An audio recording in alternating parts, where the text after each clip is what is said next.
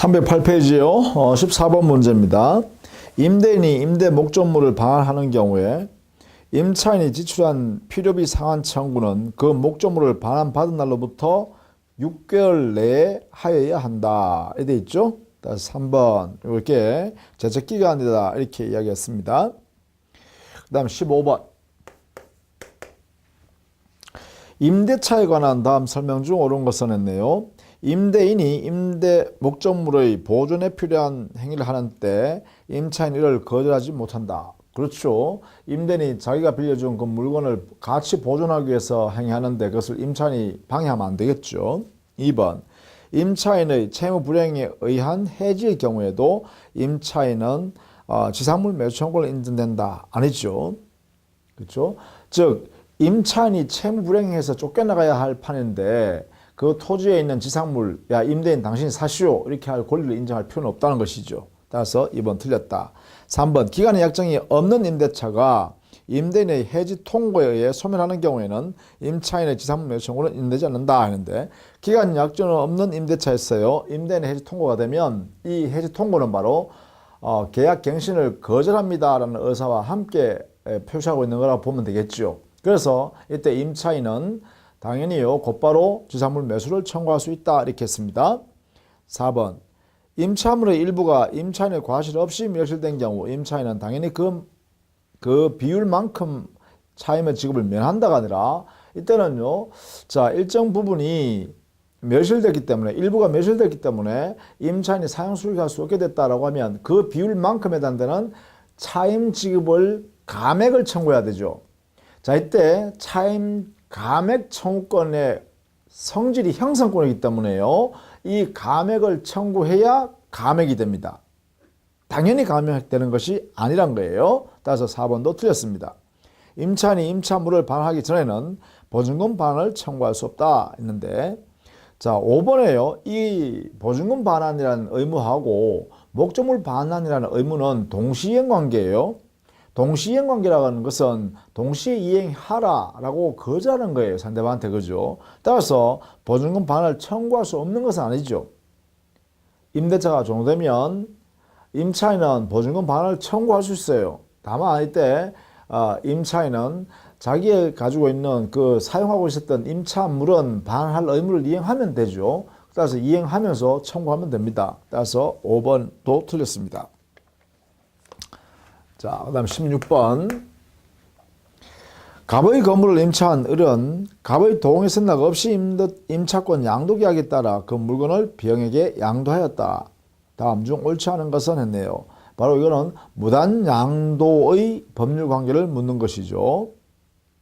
자, 갑이 을한테 건물을 임대하고 을은 이 병한테 이 을이 가지고 있는 이 임차권을 양도했다는 거죠. 이렇게. 그럼 이 사람은 임차권 양수인이 되고요. 여기는 임대차 계약이겠죠. 자, 이런 경우에 자, 임대차 계약은 유효한 상태로 존재하죠. 그 다음에 양도 계약 자체도 여기에 있는 임차권자와 임차권을 양수하는 사람 사이에서의 이 계약은 유효한 상태죠. 이것을 보통 채권적 유효 이렇게 표현하기도 합니다. 유효 상태입니다. 그러면 이 계약 내용대로 이행하면 되죠. 다만 이 양수인이 임차권을 가진 양수인이 대항력을 발생시키기 위해서는 이렇게요. 갑한테 대항하기 위해서는 갑의 동의가 있어야 하는데 이렇게 여기에 보니까 동의 없이라고 했습니다. 동의 선락 없이. 그러면 예를 들면 우리는 무단 양도 이렇게 하죠. 이 양도 계약을 그렇게 되면 이게 대항력이 없게 되고 대항력이 없으니까 임차권의 양수인이 당의 목적물을 점유하는 것은 바로 불법 점유가 되겠죠. 대항력이 없기 때문에 병이 점유하고 있는 것은 누구에 대해서? 갑에 대해서는 불법 점유에 해당된다. 이렇게 되겠죠. 그러면 여기 임차권자는요. 임대차 계약 내용에 있어서의 임대인을 배신하는 행위로서 채무를 불이행하고 있는 거죠. 동의받지 않고 갑의 신뢰를 배신해서 이렇게 임차권 양도해서 다른 사람이 사용하게 한다는 것은 채무 불이행에 해당되고, 채무 불이행했으니까 임대인은요, 저 채무 불이행을 이유로 하는 해지권을 행사할 수 있겠죠. 따라서 해지권을 취득하게 된다. 되겠죠? 따라서 이 계약을 해지할 수가 있다. 이해되겠죠? 자, 그러면 이것을 가지고 문제를 풀어보자. 자, 1번. 을이 등기를 갖춘 대항력이 있는 임차인이라 할지라도 갑의 동의 선례가 없는 한 목적물을 함부로 타인에게 양도할 수 없다. 그렇죠? 자, 우리 법상으로요, 어떻게 해석하냐면, 임차권자가 임차물을 전대하거나 그 다음에 임차권을 양도할 때는, 전대 양도할 때는 임대인의 동의를 받아야 한다. 이렇게 되죠. 임대인의 동의를 받아야 한다.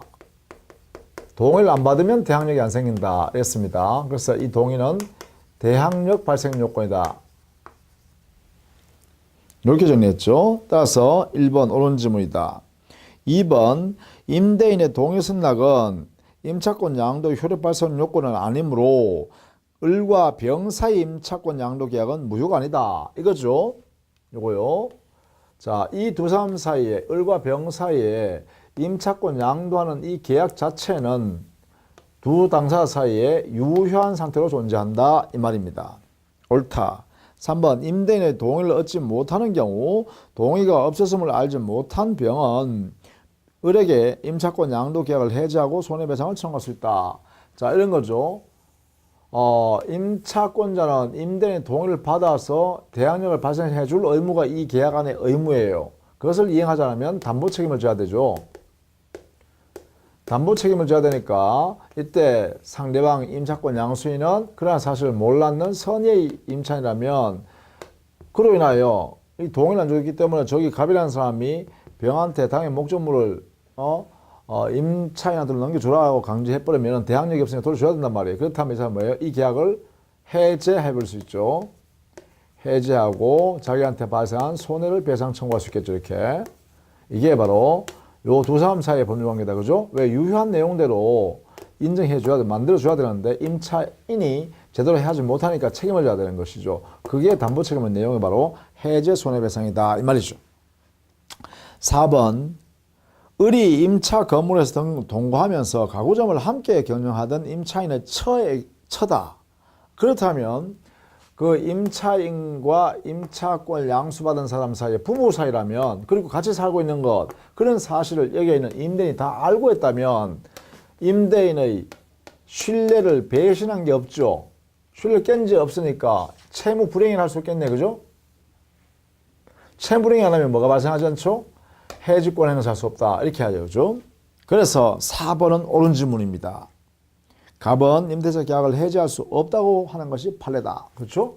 왜냐하면 갑의 신뢰 자체를 깨지는 않았다. 왜냐? 을과 병이 부부로서 함께 빌린 임차물에 대해서 사용하고 수익하고 거기서 머무르고 있다는 걸 다 알고 있는 신뢰죠. 그런 내용이니까 이때 갑에게 있어서는 임차권자가 을이냐 임차권자가 병이냐 부부 중에 어느 일방이 임차권자라 하더라도 자기의 배신 아니다 이 말이지.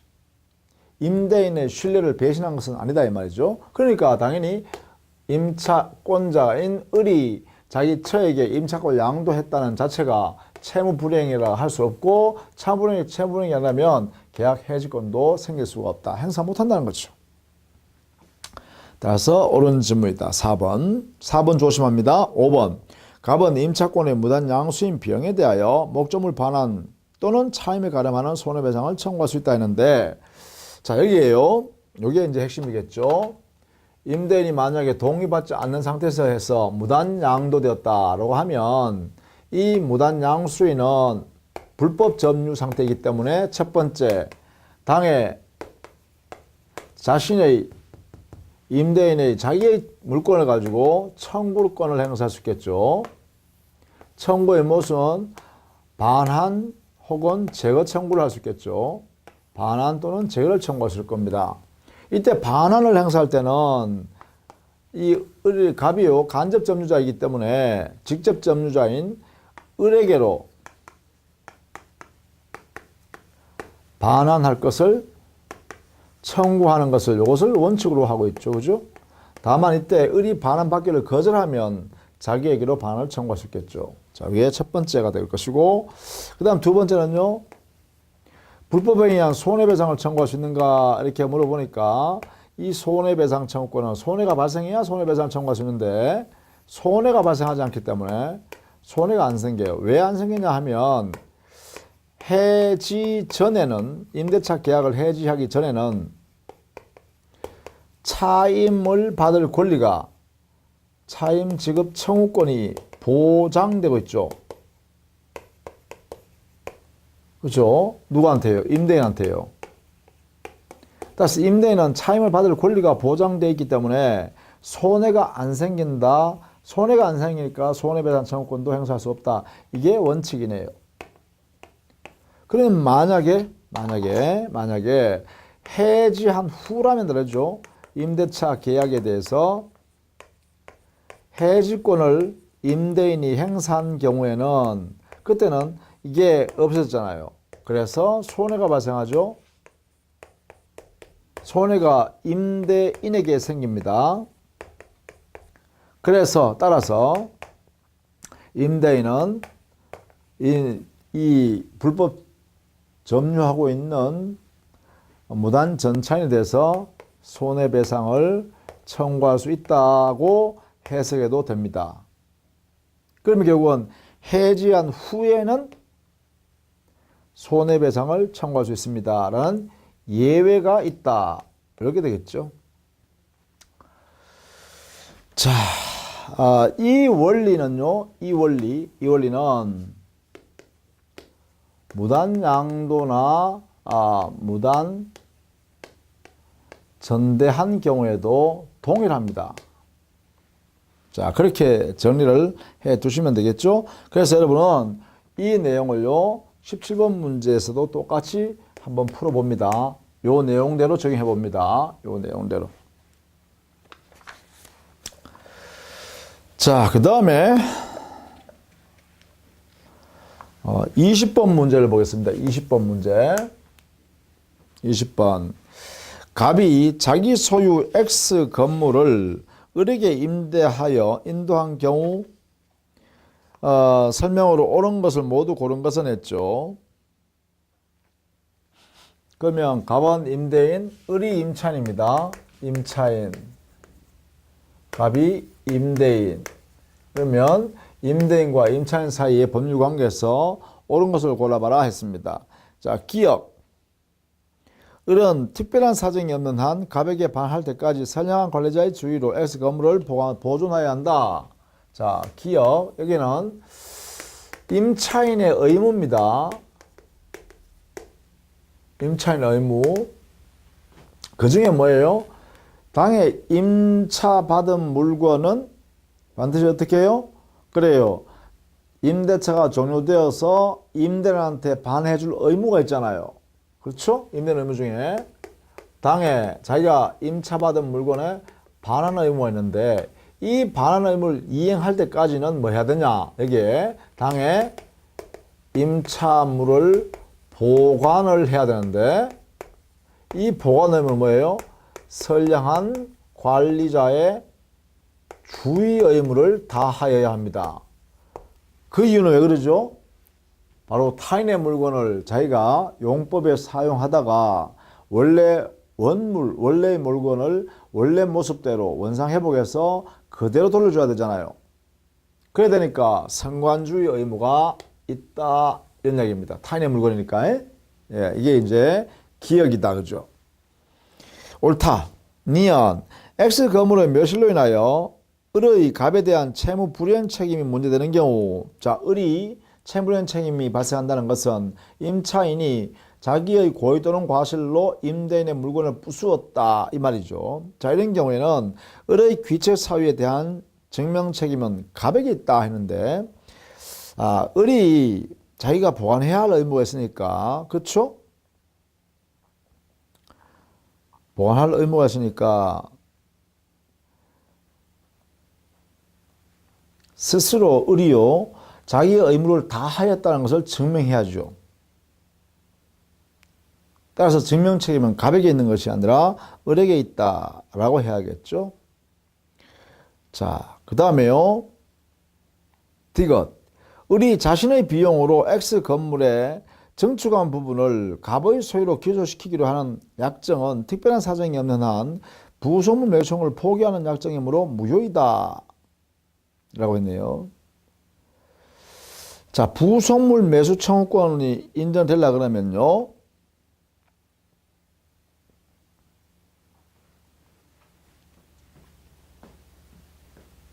니은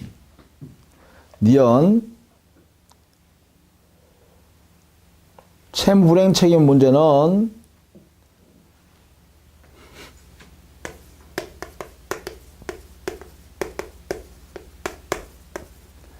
이것은요 자신의 의무를 이행하지 않았다라는 거 아닙니까? 그래서 을의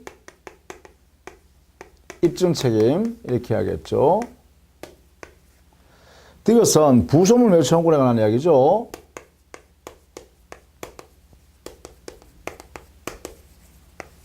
자, 부속물 매수 청구권.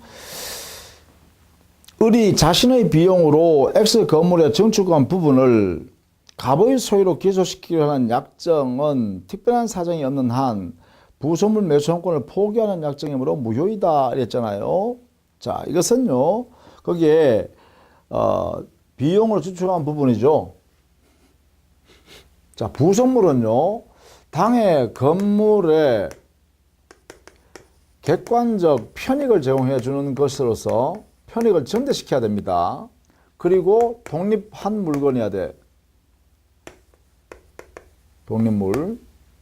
그렇죠? 그리고 이 독립물은 임차인 소유물이어야 되죠. 이렇게.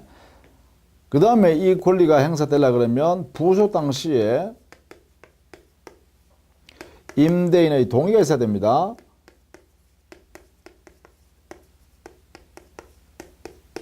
동의하에 이루어져야 되죠. 물론 이 권리 행사는 언제한다. 임대차가 종료되면 행사할 수 있죠. 이런 전제하에 부속물 매수권이 인정돼요. 근데 여기에 을 자신의 비용으로 S 건물에 증축한 부분을 갑의 소유로 기소시키기로 하는 약정은 특별한 사정이 없는 한 부속물 매수권을 포기하는 약정이므로 무효이다 했는데 그렇지 않죠. 여기에 증축된 부분요. 여기에 증축 부분. 이 부분은요. 아무 말이 없으면 어떻게 돼요? 부합이 되는 게 원칙이죠. 부합. 그죠? 즉 독립물이 인정 안 되면 이거는 증축 부분은 부합되어서 누구의 소유가 된다? 임대인 소유가 돼요. 이렇게 되는 것이 원칙입니다. 이게 원칙이다. 원칙. 자, 이렇게 정리해야겠죠. 자, 다음 디귿. 리얼이죠. 갑이 임대차에 관한 채권에 기하여 X 건물에 부족한 을 소유 동산을 압류한 때는 질권과 동일한 효력이 있다. 이게 법정 질권에 관한 이야기죠. 리얼. 우리 민법에 있는 법정 질권에 관한 규정으로서 옳은 지문입니다. 법 조문 그대로 옮겨놓은 것이죠. 이렇게요. 자, 그래서 여기에 기억과 리얼을 잘 보시면 옳은 지문으로 볼 수 있겠다. 이런 이야기입니다.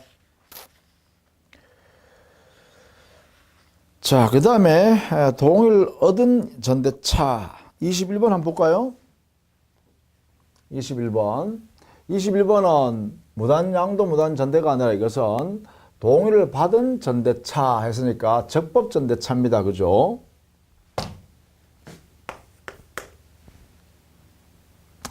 임차인은 임대인 갑의 동의를 얻어 병에게 임차물을 전대하였다.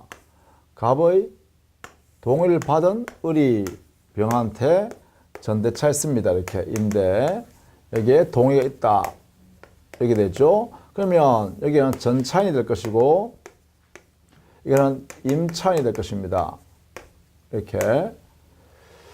자, 이 사람은 점유는 적법한 점유가 되겠죠. 적법 점유로서 대항력도 있습니다. 이 전차인의 전차권은 저기에 있는 갑에 대해서 대항력도 있다. 그게 동의가 바로 대항요건이죠. 이렇게. 자, 옳지 않은 것은 했습니다. 1번. 갑은 을에게 차임 지급을 청구할 수 있다. 갑은 을에게. 그게 뭐예요? 임대차 계약에 존속하니까 옳다 그러죠. 임대인은 임차인에 대해 임대차 계약상의 차임을 청구할 수 있습니다. 그 다음 2번. 병은 갑에 대하여 의무를 부담할 뿐 임대차상의 권리를 취득하지 못한다. 이거 알아두셔야 됩니다. 2번. 여기에 갑과 병 사이요. 자, 임대인과 전차인 사이에서는요. 여기는 두 사람 사이에 법률 관계는 없습니다. 관계는 우리 민법상 없습니다. 다만 규정에 의한 관계로 인정하고 있죠. 법률 규정에 의해서 관계를 만들어줘요. 어떤 관계냐면 여기에는 전차인은 적법 전차인은 의무만 부담합니다. 여기에 임대인은요 권리만 취득합니다. 이렇게 만들어놨어요. 자, 이때 요거 잘 알아두셔야 됩니다. 요 두 사람 사이 임대인과 전차인 사이요. 적법 전차인 사이 두 사람. 자, 이 전차인의 의무만 부담하려는 의무는 뭐냐? 첫 번째 보관 의무, 성관주의 의무로서 보관을 해야 됩니다. 두 번째 반환 의무, 임대차 끝나면 반드시 반환해 줘야 합니다. 누구한테? 직접 갑한테. 세 번째 차임 지급 의무요. 차임도 병은 갑한테 지급해야 됩니다. 그 네 개는요 권리만 취득합니다. 권리만 취득해요.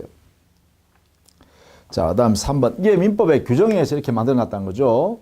자, 3번. 병이 을에게 차임을 지급했을지라도 이로써 갑에게 대항하지 못한다. 이건 우리 민법 규정에 명문되어 있네요. 왜? 여기 차임 지급 의무를 이렇게 만들어놨기 때문에 우리 민법 명문으로 해놨어요. 전차인이 전대인인 임차인한테 차임을 지급한 것을 가지고 여기에 있는 임대인에게 대항하지 못한다. 이 났거든요. 다만 대항할 수 있는 경우가 있긴 하죠. 어떻게 해요? 임차인이 임대인에게 차임을 지급해버린 경우에는 전차인은 또 임대인한테 차임 지급할 의무는 없습니다. 이게 그런 의미에서 두 가지 제한적으로 해석하는 거죠. 자, 그래서 3번 이것도 조심해야 될 해석 방법이다. 4번. 갑을 간의 합의로 계약을 종료한 때에도 병의 권리는 종료되지 않는다. 이거는요 적법 전차인을 보호하기 위해서요.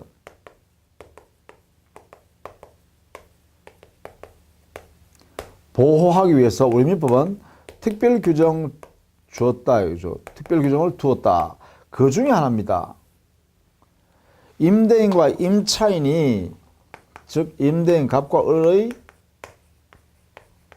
합의에 의해서 전차인 병의 권리를 해하는 것은 병의 전차권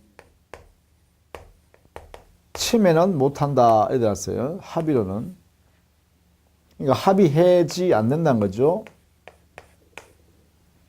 또는요, 을의 임차권 포기, 자유롭게 포기, 이것도 마음대로 안 돼요. 또, 갑의 해지 통고, 이것만 가지고는 안 돼요. 자, 그 이유는 뭐다? 바로 동의를 했기 때문에, 그렇죠? 동의. 그러니까 이렇게 제한을 해 둔다라는 것입니다. 알아두셔야겠죠? 5번. 병은 갑에게 지상물, 부속물 매수를 청구할 수 없다 그랬는데, 요게 적법 전차인은요, 5번. 적법 전차인은 그 전차인이 토지 전차인이면 지상물 매수 청구권이 있는 데고요. 직접 임대한테요. 건물 전차인이면 건물 전차인, 그럴 때는 부속물 매수 청구권을 행사할 수가 있습니다. 일정한 요건 하였어요. 이 두 개 다. 자, 토지 전차일 때는 지상물 외채권이, 건물 전차일 때는 부속물 외채권이 모두 일정한 요건만 갖추면 요건 아래에서 이것을 인정한다 이 말이죠. 이거 누구한테 하는 거죠? 직접 임대인한테 이렇게요. 자, 뭐 22번은 여러분을 알 수 있겠죠. 한번 보시면 되겠죠. 그 다음에 23번 보증금 반환 청구인데요. 보증금 반환 청구는 기본적으로요, 임대차 계약이 종료되면 발생한다 이렇게 보는 거죠. 보증금 반환 청구권이라는 것은 임대차가 종료되면, 그래서 요선 임대인의 보증금 반환 청구, 반환 의무하고 임차인의 임차물 반환 의무, 그러니까 임대인에게 발생하는 임대물 반환 청구권과는, 그렇죠? 임대물 반환 청구과 동시 이행 관계입니다. 이렇게 해석하는 것이 판례고 다수다. 다수견이다. 그죠? 이렇게 정리해 둡니다. 자, 그러면 23번 문제 한번 보겠습니다. 1번 보증금의 금액에 대하여는 아무런 제한이 없으나, 그렇습니다. 보증금 금액에 대해서는 제한이 없습니다. 보증금 계약은 임대차 계약과 동시에 성립해야 하는 요물계약이다 했는데, 1번 보증금 계약은요 반드시 동시에 할 필요는 없죠. 임대차 계약과 뭐 동시에 할 수도 있고 임대차 계약이 끝나고 나서 나중에 할 수도 있고요. 따라서 동시에 하는 것은 아닙니다. 다만 보증금 계약 자체는 약정된 보증금을 상대방한테 이전해야만 계약이 성립하니까 이것은 요물계약이다라는 면에서는 옳습니다. 동시에 임대차 계약에 덧붙여서 하는 계약이기 때문에 종된 계약이란 말은 옳다. 이렇게요. 그러나 동시에 해야 한다는 것은 옳지 않다. 반드시 동시에 해야 될 필요는 없다는 것이죠. 나중에 할 수도 있기 때문에. 그죠? 자, 그래서 1번 틀렸다. 2번 임대차 계약 체결 시에 임대인이 일방적으로 차임을 인상할 수 있고 임차인이 이의를 제기하지 않겠다고 약속하는 것은 1항 약정도 유효하다라고 했는데,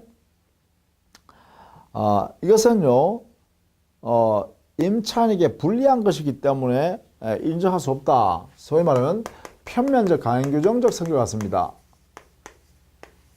그래서 임차인에게 불리한 내용이기 때문에 효력이 없다. 이렇게 해석해야죠. 3번 임대차 종료 후 목적물 인도가 있을 때까지 발생한 임차인의 모든 채무도 보증금에 의해서 담보된다. 이게 옳은 점이죠. 즉 보증금의 역할은, 보증금 이 기능은 두 가지입니다. 담보적 기능과 담보적 기능. 뭐예요? 임차인이 임차물을 사용하다가 임대인한테 손해를 끼치는 게 있을 수 있죠. 손해를 끼칠 때 그 손해배상을 받아야 되는데, 그 손해배상을 청구하니까 임차인이 만약에 돈이 없다 그러면 못 받을 거 아닙니까? 그러니까 보증금을 받아놨더라면 그 보증금에서 손해배상금을 그만큼 차감할 수 있잖아. 그죠? 그게 뭐예요? 보증금적 성격, 즉 담보적 성격이다 이 말이죠. 보증적 성격, 보증금. 그렇죠? 이런 성격을 갖는다. 이게 바로 담보적 성격이죠. 그러니까 이걸 통해서 뭐예요? 다른 일반 채권자 받아가도 임차인의 채무불이행 또는 임차인의 손해배상 책임을 여기서 우선 면제받는다 이렇게 되겠죠. 그 다음 두 번째는 돈이 목돈이 필요니까 이게 신용수수적 기능도 있어요. 돈을 빌려 썼다가 돈을 갚는 그런 성격도 있잖아요. 동시에 당해 임대물의 사용 대가를 받는 역할도 하죠. 사용 대가 수령의 목적도 달성하고 있습니다. 그렇죠? 이런 내용도 이 보증금에 그런 역할을 다 하고 있다. 이런 얘기입니다. 자, 그래서 3번이 옳은 질문이네. 그죠? 옳다. 4번. 임대인과 임차인 간에 임차권의 양도 금지에 관한 약정이 있는 경우 임대차 계약에 따른 임대차 보증금 반환 채권의 양도는 금지된다. 이게요. 임차권 양도 제도하고 임차권 양도라는 거 하고 임차 보증금 반환 채권 반환 채권의 양도 이거하고 같은 건 아니죠. 다른 거죠.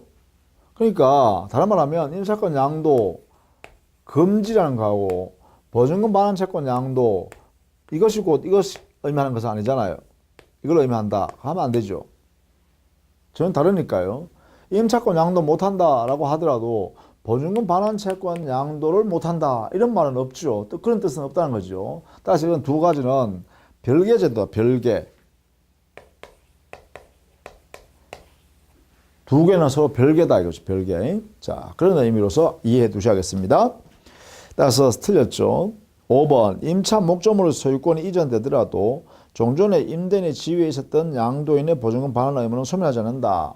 자, 원칙적으로요. 임차 목적물이 양도되면 그 임대인 지위도 함께 이전되어지는 게 일반적입니다. 그래서 특히 대항력이 있는 임차권이라면 당의 임차물을 임대인으로부터 양수받은 사람한테로 그대로 임대차 관계가 승계되는 것으로 볼 수 있기 때문에 당연히 임대차가 종료됐을 때 임차인은 보증금 반환 청구권이라는 권리를 그 임차물의 양수인에 대하여 행사하는 것이지 종전의 임대인한테 행사하는 것은 아니죠.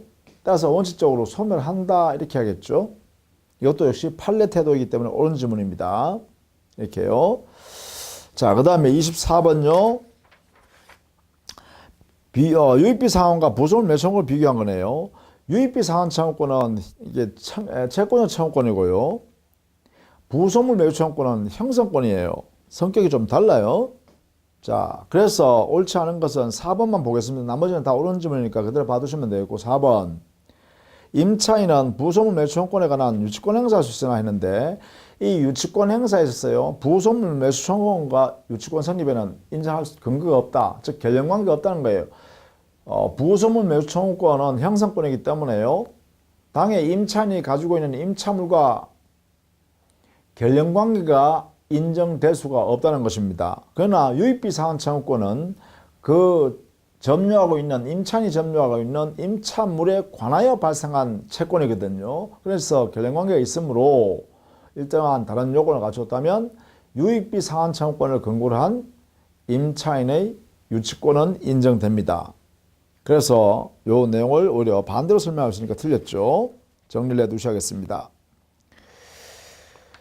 자, 그 다음에 26번 문제 사례 문제 한번 볼까요? 을이 갑으로부터 건물을 임차하여 보증금을 지급하고 사용하던 중 임대차 기간이 만료하기 전에 건물이 전소되었다. 자, 이렇게 됐습니다. 자, 임대차 기간이 만료되기 전에 화재가 나가지고 말이죠. 당의 임차 목적 그 건물이 전부 전소 다 타버렸다는 거예요. 자, 다음 중 틀린 것은 있는데요. 1번. 갑의 귀체 사유로 건물이 전소된 경우, 자, 갑의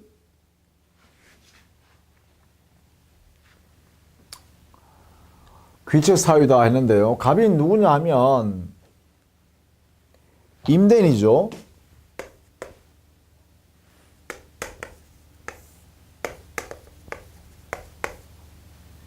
임대차 계약에서 을한테 자, 임차인.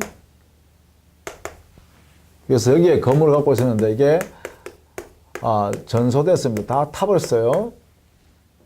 자, 이런 경우입니다. 을은요, 반할 의무 있는 사람이죠. 의무 채무자예요. 그럼 이 사람 뭐예요? 반환받을 수 있는 채권자죠. 임대는 그죠? 여기가 반환 의무자니까 채무자. 그러면 채무자 무책 사유죠. 갑의 잘못이니까 그죠? 이게 갑의 귀책 사유니까 채권자 귀책 사유잖아요. 따라서 이 사람은요, 채무자는 무책이죠. 채무자 무책 사유로 당해 목적물이 후발적 불능이 됐습니다. 그러면 위험 부담. 그래서 을은요, 이 목적물 넘겨줄 의무를 면한다. 그렇죠? 2번. 을의 귀책 사유로 건물이 전수된 경우에는, 보세요. 채무자의, 자, 1번은 이거고요. 이거는 위험 부담입니다. 위험 부담. 자, 그 다음 2번. 2번은 채무자의 귀책 사유래요. 귀책 사유로 불이 나서 다 타버렸다, 후발적 불능. 그럼 이게 뭐냐? 이행불능이에요. 이행불능 중에서 어떤 불능이냐? 채무불행이에요. 채무불행. 자기가 넘겨줘야 할 의무를 이행할 수 없게 만들었으니까요. 그러면 당연히 뭐예요? 여기에는 을은 채무자 을요. 채무자 을은 손해배상 책임을 집니다. 그죠? 이행불능했으니까 여기에 발생한다. 2번. 옳다. 3번. 갑을 모두의 귀책 사유 없이 건물이 전수된 경우, 자, 둘 다 책임 없는 사유래요. 그러면 을은 책임 없으니까 위험 부담으로서요. 뭐예요? 을은 건물 반환 의무 면제. 그렇죠? 의무 면제. 대신에 여기에 있는 임대인은 보증금 반환 의무가 있죠. 이것은 반환해 주어야 합니다.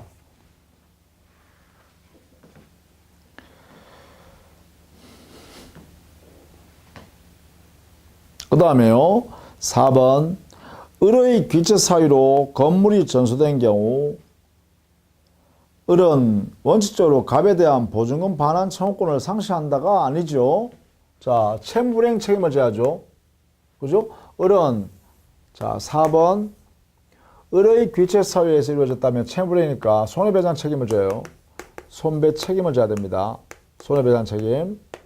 자, 그런데 이 보증금 반환 의무는 아직 그대로 남아있잖아요. 그죠?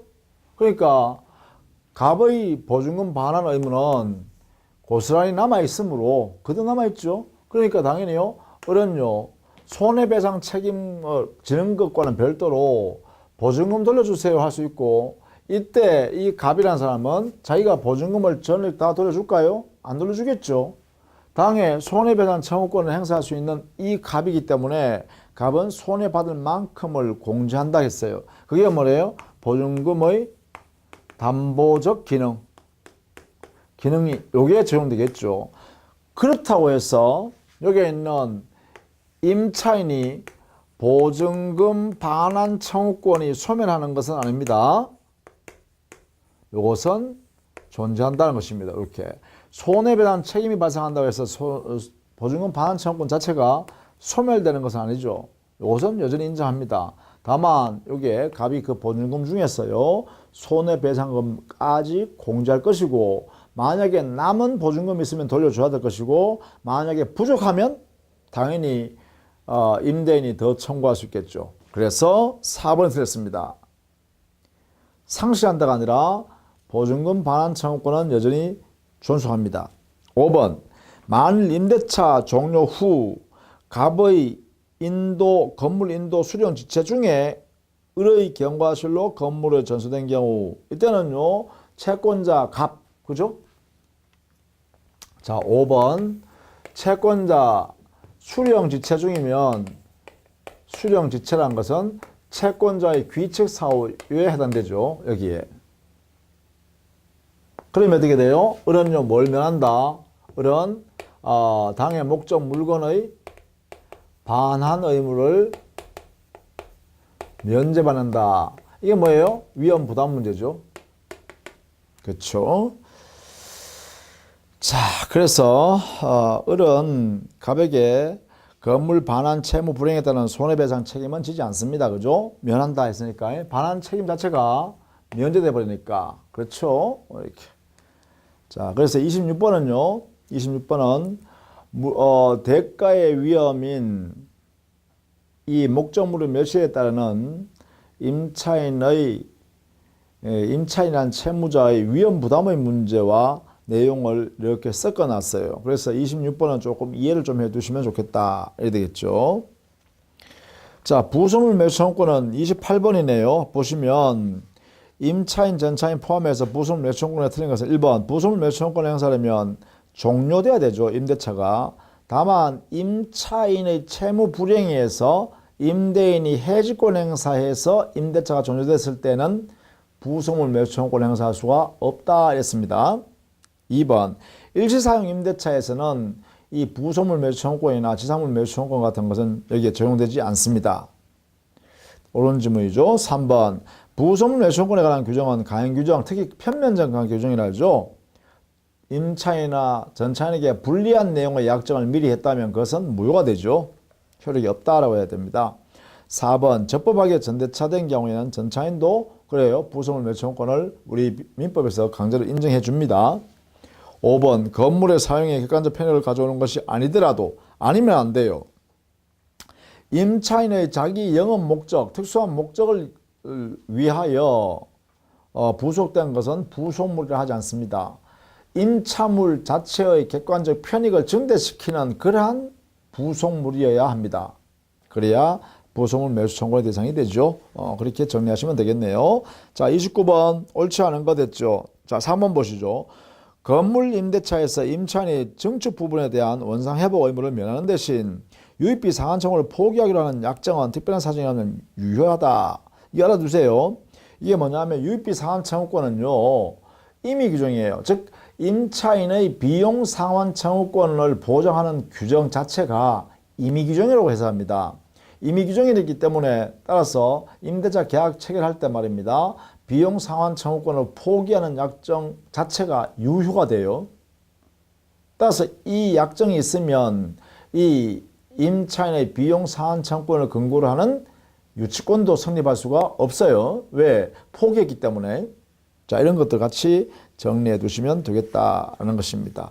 자, 이렇게 해서요. 임대차 계약은 거의 문제를 빼지 않고 거의 다 봤어요. 여러분 몇 개 빠졌기는 했습니다. 그건 여러분 스스로 한번 풀어볼 수 있으니까 풀어보시고 그 내용을 잘 숙지해 주시고 왜 이렇게 상세하냐면 임대차 계약은요. 특별법인 주택임대차하고 상가물 임대차 보호법에 근거되는 이러한 내용과 서로 비교를 할 수 있어야 되기 때문에 그렇습니다. 그렇죠? 그래서 임대차 계약은요. 기본적으로 우리 민법에 있는 대등한 임대인과 임차인의 지위에서 계약 체결되는 것을 전제로 하는 것이기 때문에 이것을 잘 이해해 두시고 그 다음에 주택임대차, 그 다음에 상가건물임대차 여기는 임차인을 보호하기 위해서 만든 법 규정이에요. 그러니까 적용할 때 조심해야 되겠고 만약에 문제에서